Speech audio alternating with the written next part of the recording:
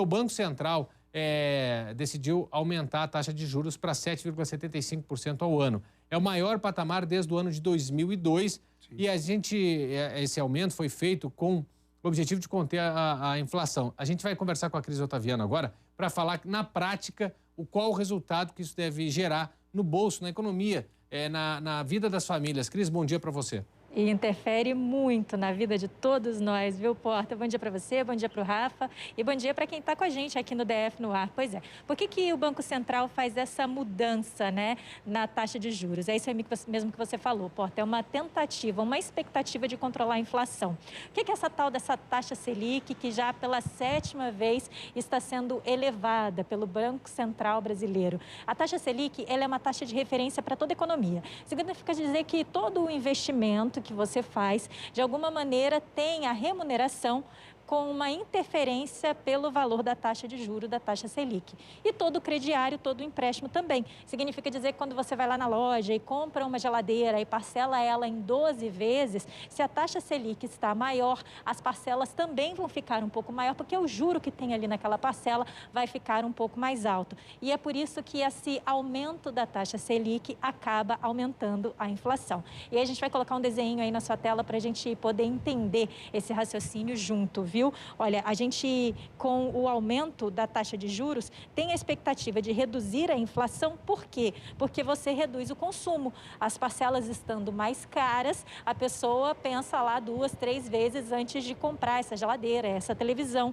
Com as pessoas comprando menos produtos, o que se espera é que a gente tenha uma redução no preço das mercadorias. E, ao contrário de gastar, às vezes a pessoa prefere deixar o dinheiro lá numa aplicação, ela prefere poupar esse dinheiro. E aí você deixa de consumir, poupa o dinheiro. Por quê? Porque se o juro está mais caro para você consumir ou para você parcelar a geladeira, por exemplo, o juro também está mais caro para você investir. Então, antes você ia ganhar uma remuneração um pouco mais baixa pelo dinheiro que ia estar lá na poupança ou em qualquer outro investimento, e agora você vai ganhar um pouquinho mais em cima desse dinheiro.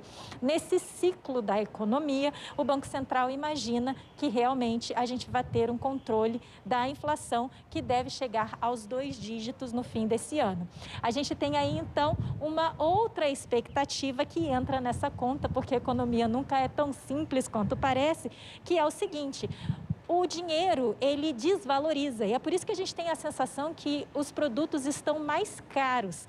E aí o Banco Central imagina que quando a gente torna mais interessante aqui no Brasil os investimentos, que eles rendam mais, a gente tem a expectativa que muita gente coloque dólar aqui dentro e pegue muito real para poder fazer esses investimentos nas instituições brasileiras. E com isso, o dólar reduziria o valor e o real aumentaria o seu valor. A gente teria também uma influência no preço das ações das empresas. Essas ações iriam cair de preço um pouquinho e a gente estaria alimentando também, de alguma maneira, uma valorização cambial. O real passaria a valorizar. Acontece, viu, Porta, que essa solução, como eu disse, não é uma solução tão simplista, porque a gente tem nesse momento uma pressão de inflação também no cenário externo. A gente já conversou disso aqui diversas vezes, muito relacionada a uma crise de oferta, porque a gente parou as atividades econômicas, né, durante o período de pandemia, e também porque agora a gente está enfrentando uma crise energética. Então, a gente vai ver aí quais vão ser estes efeitos desse 1,5% de aumento percentual na taxa Selic,